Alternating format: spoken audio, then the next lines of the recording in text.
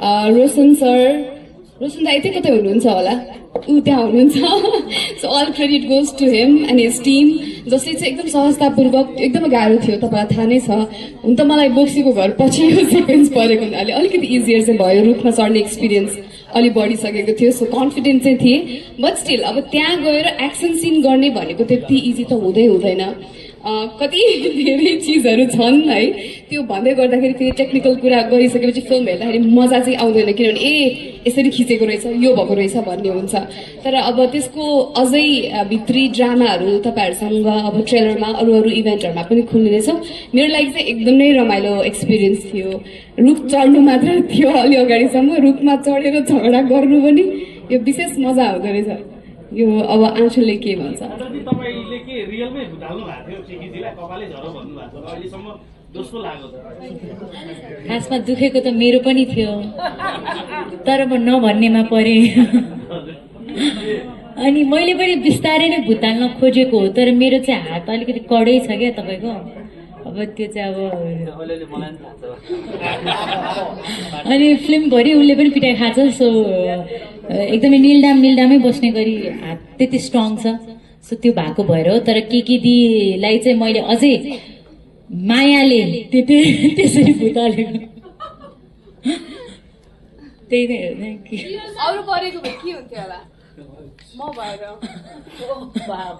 निलडामै बस्ने गरेको हात रहेछ होइन, रियलमा कसैले निलडाम बस्ने गरी हान्न परेछ कि छैन अहिलेसम्म तपाईँले?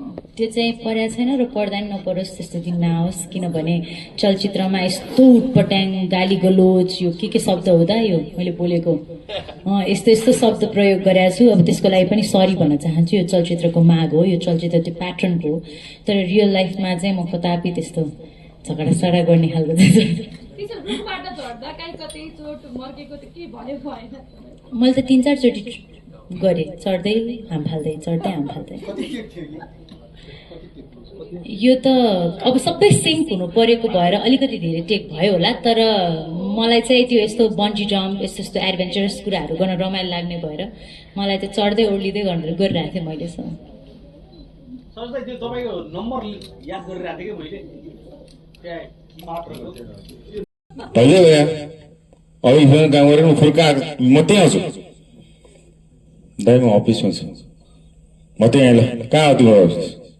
हजुर म आएँ दाइ, म अफिसमा छु, तपाईँ आउँदै भने दाइ आउनुभयो, स्क्रिप्ट सुनाउनुभयो, तिम्रो यसो छ, तिम्रो मुख्य भूमिका म भन्दिनँ, तर महत्त्वपूर्ण भूमिका म भन्छु।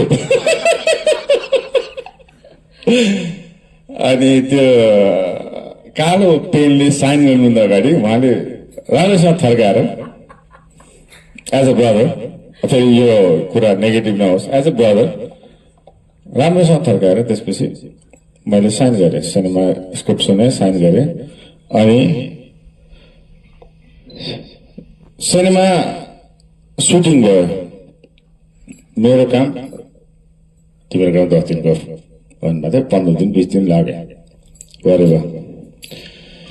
अनि सिनेमा सकिएपछि, सुटिङ सकिएपछि ए दाइ त्यो बन्दीपुरको सेड्युल कि मेरो के पार्नु न यार, म आउँछु कि बोलाउनु न। उता तपाईँ कहाँ जाने, त्यहाँ केही न केही त पार्नु नि दाइ, मेरो एउटा सिन सानो मिलाएर पार्नु नि दाइ, म आउँछु क्या दाइ। सिनेमा सकिएपछि हामीलाई के हुन्छ भन्दाखेरि सिनेमा सक्यो, यो हाम्रो काम सक्यो भन्ने हुन्छ क्या। यो मेरो 25-30 वर्षको भन्दाखेरि पनि बढी भयो जस्तो लाग्छ। 25-30 दिनको वरबर 25-30 वर्षको यो यात्रामा छ नि, यो मान्छेलाई सुटिङ सकिएपछि ज्ञानदागी एउटा फोन आइदियो हुन्थ्यो, एकचोटि फोन गरिदियो हुन्थ्यो। दाइलाई मैले फोन गरिदिएँ, ए दाइ यार फोन गर्नु, कहिले मिस हुँदैन भाइको, भाइले मात्र माया गर्ने भनेको। ए भाइ यार तनावमा छु यार, 60 दिन लागिसक्यो। दिस इज द पर्सन के। आज पनि म झापामा थिएँ, दाइले भन्नुभयो बाउ भन्दाखेरि त नराम्रो हुन्छ, थर्कारै भन्नुभयो। उहाँको धेरै संस्कृत शब्दहरू आउँछ त्यो बेला के अरे अनि त्यसपछि दाइ म त झापा छु दाइ होइन भाइ पछि छ आउनु भ्याउने कि नआउनु भ्या म सुरु गरौँ भन्ने होइन म दिस इज द म्यान यो हाम्रो 6 फिटको खम्बा जस्तो मान्छे जुन हुन्छ नि उहाँलाई म एकदमै नमन गर्छु उहाँको लागि म एक दिन एक सास एक मान्छे भने सिनेमाको लागि बोल्ने मान्छे उहाँको लागि म जतिखेर पनि दौडाउँछु यो मैले टिजरको लागि पनि भनेको होइन ट्रेलरलाई पनि भनेको होइन सिनेमाको लागि भनेको होइन उहाँको लागि भनेको उहाँले यदि मेरो रेस्पेक्ट उहाँसँग यति धेरै छ भनेदेखि उहाँले सिनेमालाई कति मेहनत गर्नुभएको होला त्यति मात्र भन्न चाहन्छु सिनेमा साँच्चीकै म मेरो 60 दिनको काम मेरो 20 दिनको काम भएको होला तर 20 दिनमा मैले 80 दिनको इन्जोय गरेको छु very nice movie very nice त्यसपछि मैले पहिला दाइलाई दाइ टुमा भन्नुभयो वानमा त म छैन दाइ एकचोटि वान हेर नि त भनेको अफिस आऊ लिएर जाऊ हेरेँ मैले दाइ मजाको रहेछ सिनेमा त दाइ अनि त्यसपछि मैले त्यो स्क्रिप्ट फेरि पढेँ त्यसपछि अब आयो 2 अनि 2 मा जुन क्यारेक्टर उहाँले मलाई भन्नुभएको थियो थ्याङ्क यू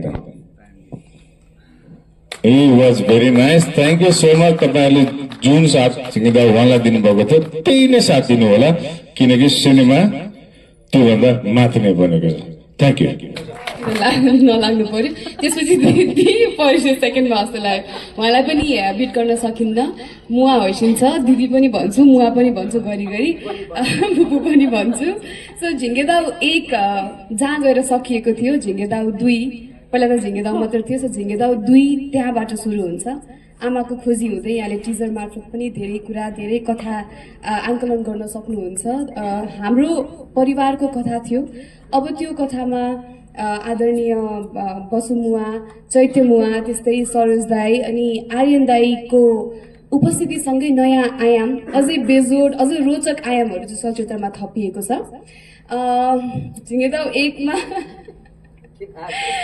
रुखमुनि नै भुताल भुतुल थियो हाम्रो होइन रुख चढ्न पाएको थिएनौँ त्यतिखेर चाहिँ अनि झिङ्गेदाउ कोभिड अगाडि सुट गरिएको थियो त्यसपछि कोभिड भयो अनि डेङ्गी पनि भयो त्यो यस्तो कपाल भुताल भुतुल थियो हामीले अगाडि पनि कुरा गरेको थियौँ मेरो कपाल त्यसपछि बढ्दै बढेन अनेस्टली मेरो कपाल बढेन है अनि त्यसपछि बल्ल बल्ल बढ्न लागेको थियो यो सबै सकियो समय अगाडि बढ्दै थियो फेरि झिङ्गेदाउ 2 भयो त्यसपछि मेरो कपालको हालत देख्न सक्नुहुन्छ मैले अलि माया गर्न तानेको रहेछ उसको अलि लामै छ मेरो चाहिँ अझै अब घट्दो क्रममा छ सो एकदमै रमाइलो गरेर हामीले सुटिङ सम्पन्न गर्यौँ सो धन्यवाद दिन चाहन्छु ज्ञानेन्द्र अङ्कल सम्पूर्ण झिङ्गेदाउ 2 टिम टेक्निसियन्सहरू सबैजना धेरै धेरै धन्यवाद झिङ्गेदाउ 2 असोज 2 मा एकदम भयानक रमाइलो हुनेवाला छ म यति मात्र भन्छु कम्प्लिट फ्यामिली एन्टरटेनर सबै पुस्तालाई समेट्न सक्ने भेरी ब्युटिफुल फिल्म सो असोज 2 को लागि तम तयार रहनु होला धेरै धेरै धन्यवाद प्रमोट गरिदिनु हुनेछ सम्पूर्ण दर्शकले मन पराउने हुन्छ र 62 वर्षमा कतै पनि एउटा चौतारीमा पनि एक थोपा पानी नखाइकन आउँदै आज मेरो डाइरेक्टरको फिल्म आइपुगेँ हजुरलाई धेरै धेरै धन्यवाद यो चलचित्रले दर्शकहरूको मन जित्छ र नयाँ हिरो बाबुले पनि एकदमै राम्रो अभिनय गर्नुभएको छ र आर्यन बाबु यो आर्यन बाबुको आमा भएर चाहिँ म कहिले नि खेल्न पाएको थिइनँ यो भन्न अगाडिको फिल्ममा खेले थिएँ अनि उहाँ भिलेन हुन्थ्यो बोलचालै थिएन तर यसमा चाहिँ उहाँकै छत्र छायामा उहाँले नै हामी दुईजनालाई पालेको छ र अर्को मेन आमालाई नि पाल्नु भएको छ के कथा भने होइन मतलब उहाँ खेल्न पाएँ भने पनि कथा कहाँ हुन्छ कथा त होइन अनि कथा त सागर छ त्यो सागरभित्र मोती टिपेर ल्याउन गाह्रो छ होइन तर मेरो इच्छाको मैले कुरा गरेँ बाबुसँग खेल्न पनि उहाँकै ग्रुपमा परेँ म त्यही भएर उहाँलाई बिचमा राखेर हामी वरिपरि बसेको यति भन्दै मेरो डाक्टर साहबको यो फिल्मको हार्दिक मङ्गल शुभकामना उत्तर प्रगतिको कामना र यसमा 4 जेनेरेसनले खेलेको छ अवश्य नै पब्लिकले मन पराइदिनुहुन्छ म बाल कलाकारबाट आज वृद्ध कलाकारमा आइसकेँ डाक्टर साहबलाई धेरै धेरै धन्यवाद पत्रकार भाइहरूलाई र भित्र बसेर पर्दाभित्र बसेर बस्ने हाम्रो क्यामेरा मान्छेहरूलाई, टेक्निसियन भाइ, प्राविधिकहरू सबैलाई पनि हाम्रो भन्दा नि बढी उहाँहरूको दायित्व छ। उहाँहरूले राम्रो नगर्ने हामीले कसरी अभिनय गर्नु, राम्रो खानिदिनुहुन्छ, राम्रो सिँगार दिनुहुन्छ, उहाँहरूले खिच्नुहुन्छ। प्राय धेरै जस्तो मेरो हृदयबाट चाहिँ प्राविधिकहरूलाई मेरो हार्दिक बधाई, धन्यवाद। मतलब धेरै वर्ष ग्याप भएपछि अलि गाह्रो हुँदो रहेछ। तर मेरो चाहिँ नि अनुहार चाहिँ नि अब हामी डिजिटलमा होइन, हामी ब्ल्याक एन्ड व्हाइट कुमारी भयो, यस्तो डिजिटलमा काम गरेको, यसमा चाहिँ नि अब होइन ब्ल्याक एन्ड व्हाइट यस्तो गरेकोले धेरै गाह्रो छ नि त एकैचोटि चाहिँ नि फेस गर्नु। तर मैले चाहिँ कस्तो भयो भने यसपालि आफ्नो फेस चाहिँ नि एकचोटि पब्लिक हाम्रो सबै श्रोतालाई चाहिँ नि यसो चिन्नुहुन्छ कि हुँदैन, तर राम्ररी हेर्नुहोस्, चिन्नुहुन्छ होला। तर मेरो फेस चाहिँ नि त्यहाँ आएको छ। तर काम गर्नु चाहिँ नि मलाई यस्तो सजिलो भयो कि यस्तो सजिलो भयो कि धेरै कुरा सिकेँ डाक्टर साहब। अनि सबै चाहिँ नि हाम्रो बहिनी नै भनौँ, अब छोरी नाति है, अब हाम्रो के भनौँ हजुरलाई, त्यही त कति माया गर्छिन्छ बाबा सबैजनाले। म र बसु चाहिँ नि एकदमै फुरुङ्ग भएको छु त्यो है, एकदम खुसी लागिरहेछ। अब यो फिल्म चाहिँ नि एकदम चल्नै पर्छ, किनभने यस्तो आज चाहिँ टिजर हो, यत्रो सानो पिस, तर यसलाई चाहिँ नि अब पुरा स्क्रिनमा हेर्नु पायो भने झन् सबैले चाहिँ नि अब विदेशमा पनि धेरै मेरो साथीहरूले पनि धेरै चाहिँ नि यसको चाहिँ नि एकदमै राम्रो हुनुपर्छ भन्ने, अनि मैले भने कि राम्रै हुनुपर्छ नि, यस्तो मेहनत गरेछ सबै। हामी त किनकि मतलब सबैले चाहिँ साथ दिएको छ हामीलाई त्यही हो। धेरै धन्यवाद। अब डेब्यू भएको छ मेरो 62 वर्षपछि यो फिल्ममा। अब धेरै डाक्टर साहब सबैलाई चाहिँ नि युनिटलाई सबैलाई धन्यवाद। बसुलाई चाहिँ नि मेरो प्यार। उसले भने जसरी मिठासपूर्ण त मलाई भन्न आउँदैन, यसरी हँसाउन पनि आउँदैन, तर डान्समा आसिन हुनुभएको सम्पूर्ण मेरो अग्रजलाई नमस्कार भन्न चाहन्छु। र सम्पूर्ण यहाँहरू हामीलाई माया गर्न, सपोर्ट गर्न र साथ दिन आइदिनु भएको अग्रज पत्रकारज्यूहरू र एकदमै ठुलो व्यक्तित्वहरू मैले यहाँबाट देखिरहेको छु। सबैलाई सम्बोधन गर्न गाह्रो हुन्छ र यहीँबाट नमस्कार टक्राउन चाहेँ। अब आज त टिजर मात्र हो, सो धेरै के बोल्ने मलाई थाहा भएन, किनभने टिजर छोडेको कारण चाहिँ यहाँहरूलाई अझै यसले एक्साइट गरोस्, अझै यसले चाहिँ यहाँहरूलाई फिल्म हेर्नको लागि जगाओस् भनेर आजको दिन टिजर छोडेको हो हामीले। र त्यो गर्यो जस्तो लाग्छ मलाई। हामी सफल भयौँ कि त्यो कुरामा भन्ने जस्तो लाग्छ। अब यहाँहरूले यहाँहरूको प्रतिक्रिया दिनुहोला। र अर्को चाहिँ म चाहिँ फिल्मको बारेमा भन्न चाहेँ, झिङ्गे दाउ 1 कै तपाईँहरूकै माया, दर्शककै मायाले गर्दाखेरि आज हामी 2 बनाउँदैछौँ र 2 लिएर आएका छौँ। त्यो सबै 1 को माया हो र थ्याङ्क यू त्यसको लागि। र फेरि सेम कास्ट एन्ड क्रू, तर कस्तो भयो भने रमाइलो चाहिँ फन भयो with same cast and crew. तर वी डेफिनेटली मिस मुकुन दाई, मेरो झिङ्गे दाउ 1 को एक्टर, वी मिस हिम। तर working with Mahesh ji also was very wonderful, जेठाजु भन्न पाएँ, त्यही हो। अनि अरू चाहिँ सबै एउटै कास्ट एन्ड क्रू भएको भएर एकदमै रमाइलो भयो, फन भयो सेटमा। अनि प्लस थपिएको यत्रो ठुल्ठुलो नाम थपिनु हुँदा चाहिँ हामीलाई अझै त्यो मोटिभेट गर्यो जस्तो लाग्छ, ए राम्रो हुनुपर्छ, बिकज हामी सबैजना सँगै छौँ। अनि यो सबै कुरा सफल गर्नलाई चाहिँ अनि म अर्को धन्यवाद चाहिँ मेरो टेक्निसियन दाइहरूलाई टक्राउन चाहन्छु, because I am very close to technician people, झन् धेरै। किन भन्दाखेरि यहाँहरूले गरेर हामीहरू यति राम्रो देखिने हो र हाम्रो चलचित्र एकदमै राम्रो देखिने हो। सो यहाँहरू सम्पूर्णलाई धेरै धेरै धन्यवाद। मेरो सिनेमाटोग्राफरलाई नि सम्झिन चाहेँ र सम्पूर्ण टेक्निसियनको दाइहरू एन्ड स्पट दाइहरूले चाहिँ हामीलाई एकदमै माया दिनुहुन्थ्यो। अनि यहाँहरूले नै गर्दा आफ्टर जेरी, मैले एकदमै जेरीमा वेट लुज गरेको थिएँ, म एकदम मोटा थिएँ, सो यहाँहरूको ठुलो हात छ त्यसमा। अनि तर यहाँहरूलाई नि धेरै धेरै धन्यवाद, हाम्रो एकदमै केयर गर्नुहुन्थ्यो र पारिवारिक माहौलमा बसेर काम गर्न पाउँछु म जहिले पनि झिङ्गे दाउ टिम भन्ने बित्तिकै। सो त्यसको लागि धेरै धेरै धन्यवाद भन्न चाहेँ। Thank you. अनि मलाई विश्वास लाग्दैन थियो, होइन होला भन्थ्यो, तर जहाँ जाँदा पनि अलिअलि भन्थ्यो। म एकदम त्यति बेला अलि पातलो थिएँ, सानो थिएँ, होइन।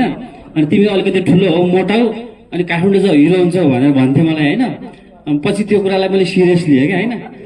मैले सोचेँ यदि म हिरो भने मैले गाउँमा के गरिरहेको छु, म त काठमाडौँ जानुपर्छ। अनि काठमाडौँ आएँ, काठमाडौँ आएपछि थाहा भयो कति दुःख हुन्छ भनेर होइन। दुःख गर्दा गर्दै अनि ज्ञानेन्द्र दाईलाई धेरै धन्यवाद कि यो फिल्ममा आर्यन दाईसँग काम गर्न पाएँ, एउटै स्क्रिन सेयर गर्न पाएँ, त्यसको लागि धेरै धेरै धन्यवाद। अनि यो साथसाथै अब हाम्रो फिल्ममा भए पनि आँचललाई बुढी भन्न पाएँ होइन।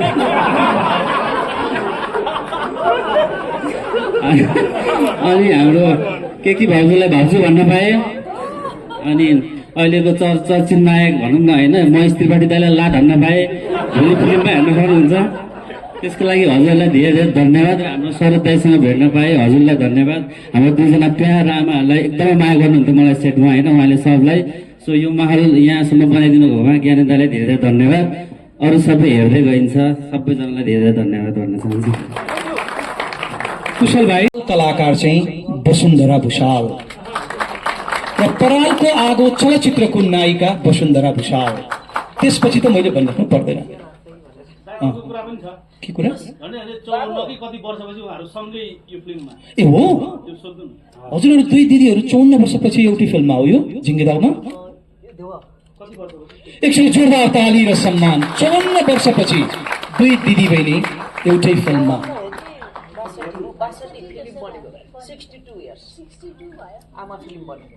होइन, आमा बनेको त 62 इयर्स भयो। हजुरहरूले सँगै काम गरेको फिल्म भनेको आमा पछि यो मात्रै हो।